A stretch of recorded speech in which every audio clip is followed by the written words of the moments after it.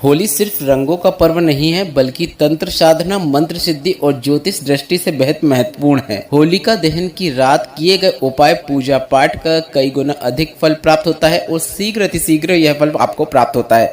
इसलिए इस वीडियो में आपको होलिका दहन के दिन किए जाने वाले 11 उपायों की जानकारी देने वाले हैं। साथ ही होलिका दहन का शुभ मुहूर्त कब है, कब होलिका दहन की आपको जो पूजन रहती है वह कब पूजन करनी है, साथ ही साथ भद्रा के समय की जानकारी भी हम आपको इस वीडियो में देने वाले हैं। वीडियो अंत तक देखें। 11 उपाय सभी के लिए हैं। कोई एक उपाय करके या फिर एक से अधिक उपाय करके आप इस होलिका दहन का, होली के पर्व का अधिक से अधिक लाभ प्राप्त कर पाएंगे। बढ़ते हैं वीडियो की ओर। होली के पहले दिन मतलब होलिका दहन और दूसरे दिन रंग वाली होली मनाई जाती है। हिंदू पंचांग के अनुसार आपको बता दें, फाल्गुन माह के पूर्णिमा तिथि को होलिका दहन किया जाता है, जिसे हम छोटी होली भी कहते हैं। इस वर्ष मतलब 2025 में 13 मार्च गुरुवार के दिन होलिका दहन किया जाएगा। 14 मार्च को रंगों वाला त्यौहार मनाया जाएगा, रंग वाली होली खेली जाएगी। देश के कुछ हिस्सों में आपको 15 मार्च को भी होली का पर्व देखने को मिलेगा, पर पंचांग के अनुसार 13 मार्च को उदय तिथि के अनुसार चतुर्दशी तिथि है, लेकिन 13 मार्च को सुबह 10:35 से पूर्णिमा की तिथि लग रही है। 13 मार्च को सुबह 10:35 से 14 मार्च को दोपहर के 12:24 तक पूर्णिमा की तिथि रहने वाली है। संध्या के समय पूर्णिमा मतलब 13 मार्च को रहेगी, इसलिए 13 मार्च को ही पूर्णिमा का व्रत भी रखा जाएगा और होलिका दहन भी 13 मार्च को ही किया जाएगा।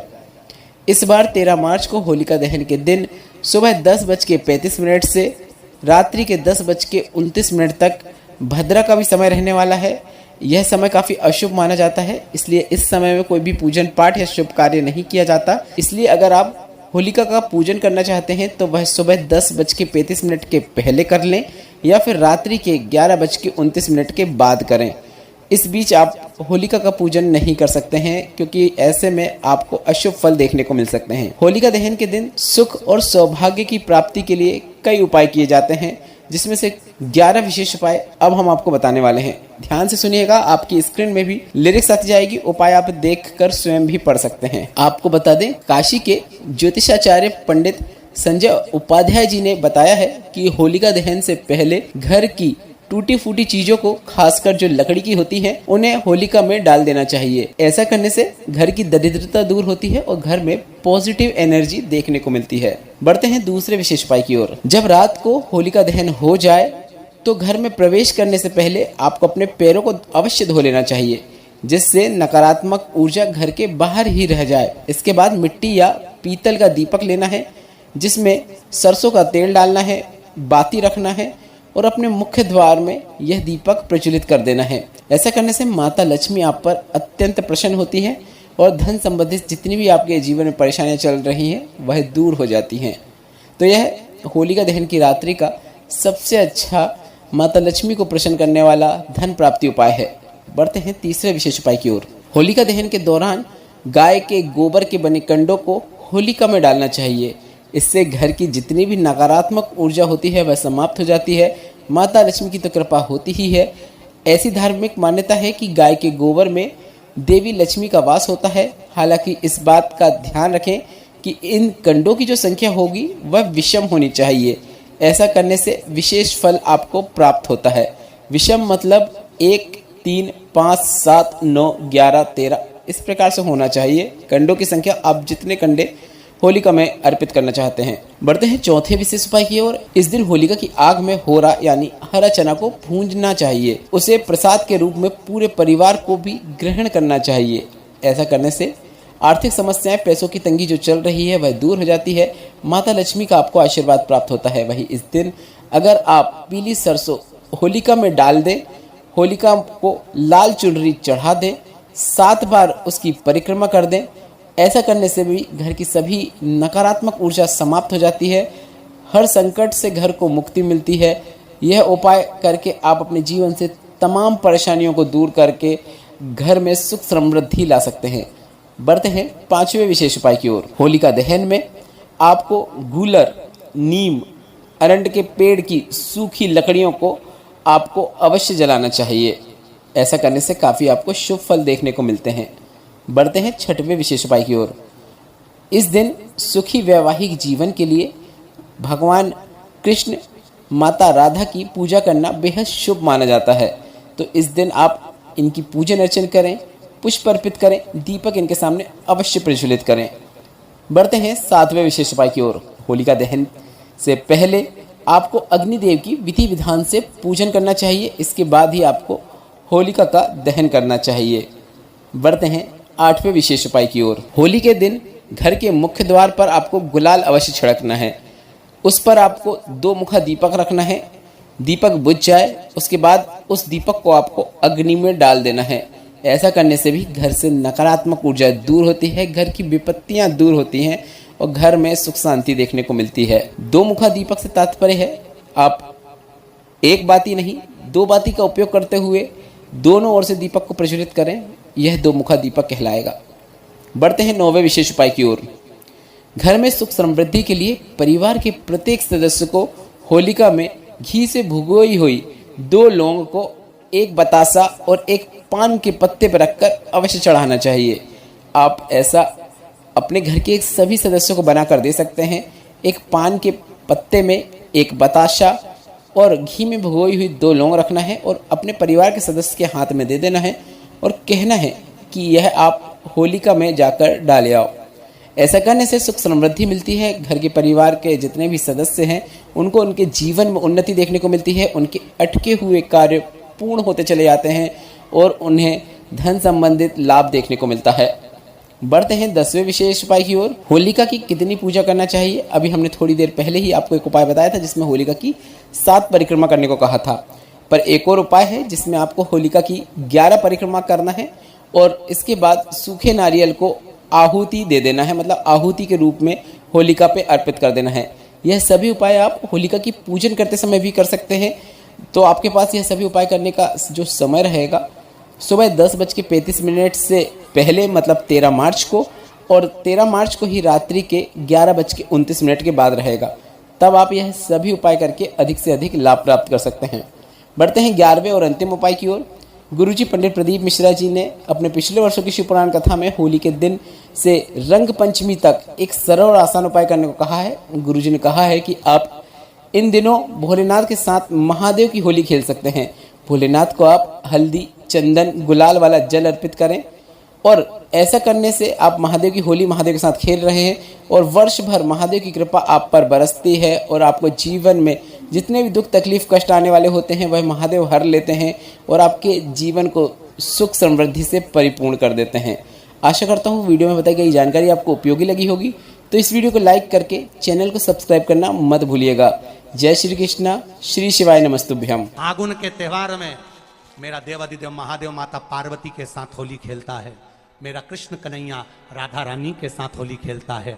आप भी अपने इष्ट मित्रों के साथ होली खेलिए और दिल से खेलिए। एक बात बहुत ध्यान लगाकर सुनिएगा। एक बेलपत्री और उस बेलपत्री में एक चंदन की बिंदी और एक अक्षत का दाना मात्र रखकर भी अगर शिवालय पर चढ़ा दी जाती है, एक बेलपत्री, एक चंदन का बिंदी और चंदन फिर निवेदन करेंगे। आज के ज़माने में तुम लोग सब घिसा घिसाया, पड़ा पड़ाया, डब्बी का सामान ले लेकर, वो नहीं, चंदन की मुठिया रखो, थोड़ा सा भी घिसो, जरा सा भी घिसो, उसकी एक बिंदी और एक चावल का दाना जब हम भगवान देवादिदेव महादेव को समर्पित करते हैं, अपनी कामना कर कर समर्पित करते हैं, तो निश्चितता है कर भगवान उसका फल शीघ्र प्रदान कर देते हैं। भले आपने कुछ करा ना करा, उसका फल तुम्हें मिल जाए। शरीर में बहुत बड़ा रोग हो गया, छूटने को तैयार नहीं है, बड़े बड़े इलाज करवा लिए, बहुत दिखा लिया, बहुत सब दूर इलाज करवाया, सब दूर दिखाया, पर मिटने को तैयार नहीं है, तो फिर अबीर का प्रयोग, एक चावल का दाना, एक श्वेत पुष्प और अबीर भगवान शंकर को समर्पित कर धीरे धीरे धीरे धीरे शरीर का रोग अपने आप समाप्त होना प्रारंभ हो जाए। होली में मोटे मोटे ढूंढ जलाए जाते हैं। ढूंढा की राख तैयार होती है, उसका कालापन जो तैयार होता है उसको उठाकर ले आए और कपड़े में उसको छान कर राख तैयार कर 3-4 बार छानने के बाद उस भस्म को 12 बजे से 1 बजे के बीच में शिव जी को समर्पित कर देता है और उस भस्म को उठाकर उसमें घी मिलाकर मस्तक पर तिलक लगाकर चले जाता है। वो जिंदगी में कभी हार नहीं सकता, विजय ही पाकर आता है, उसकी कभी हार नहीं हो सकता। 13 तारीख को रात्रि को होली जलेगी, 14 तारीख को खेली जाएगी। 5 मंदिर में हम भी केसरिया जल चढ़ाने के लिए बाबा को जाते हैं। महादेव की होली सीहोर में मनाते हैं, वो 15 मार्च की रहेगी। सीहोर में महादेव की होली होती है। आप लोग आए हो कभी? जैसे तुम्हारे ब्रज में होली होती है, ऐसे हमारे सीहोर में जिस दिन होली जलती है उसके दूसरे दिन नहीं, होली जलने के दूसरे दिन तो द्रोणी होती है, उसके दूसरे दिन, मतलब जैसे आज होली जली है तो कल हमारे यहाँ महादेव की होली नहीं होगी, परसों होगी, ऐसा होता है। मतलब एक दिन बीच में छूटता है, क्योंकि उस दिन तो लोगों को सबके अपने अपने परिचितों के यहाँ जाना पड़ता है, कहीं कोई गमी में जा रहा है, कोई होली खेलने जा रहा है, कोई कुछ करने जा रहा है, तो उसके अगले दिन हमारे यहाँ महादेव की होली होगी। मैं सबसे निवेदन करूंगा, कभी मौका लगे तो हम सूचना देंगे आपको, सीहोर की कथा में बोलेंगे, तो कभी मौका लगे तो एक बार महादेव की होली खेलने के लिए आप सीहोर, कभी मौका लगे, तुम ब्रज की होली तो बहुत खेले होगे, एक बार महादेव की होली खेलने सीहोर आओ। हमारा कुबेरेश्वर बाबा भी होली खेलता है, ऐसा रंग में रंगता है कि वो फिर रंग कभी छूटता ही नहीं। एक ही दिन करते हैं वहां, बस एक तो कभी अपने स्वभाव को नहीं बदलना। हम भी उसमें रहते हैं, पूरी होली में आपके साथ में गुलाल खेलने के हम भी साथ तुम्हारे साथ साथ चलते हैं, क्योंकि हम 5 महादेव के साथ होली खेलने के लिए उस दिन निकलते हैं। 5 महादेव, उस दिन हमारा नियम रहता है 5 महादेव के मंदिर जाना है, उनके साथ रंग खेल कर आना। 5 महादेव के साथ जो रंग खेला वो जिंदगी में पंचम इंद्री हो, चाहे वो कर्म इंद्री हो, चाहे वो ज्ञान इंद्री हो, चाहे वो मन रूपी इंद्री हो, ये सब भगवान के रंग में रंगी रहे, इसलिए हम 5 महादेव के साथ होली खेलने के लिए उस दिन निकलते हैं। कभी आपको मौका लगे तो आप अंदाजा लगाना, जो सीहोर के आसपास के हो या आसपास रहते हो, और छुट्टी मिल जाए तुम्हें होली के समय पर, तो उस समय पर स्मरण करना, जिस दिन होली जलती उस दिन नहीं, उसके दूसरे दिन भी नहीं, उसके तीसरे दिन। शिव तत्व सुबह हम जल्दी उस समय 9 बजे होली खेलने के लिए बाबा के साथ निकल गए। शिव तत्व, अहम से, अहंकार से दूर हो जाओ। दिवाली तुमको थोड़ा सा अभिमान सिखा सकती है, रक्षाबंधन तुमको थोड़ा सा अभिमान सिखा सकती है, मकर संक्रांति तुमको थोड़ा सा अभिमान सिखा सकती है। कई माताएं मकर संक्रांति पर सामान बांटती है, कोई कहेगी मैंने चलनी बांटी, कोई के मैं बाल्टी बांटी, कोई के मैं डब्बा बांटी, मैंने तो ये बांटा, मैंने तो, थोड़ा सा अहंकार सिखा सकती है मकर संक्रांति।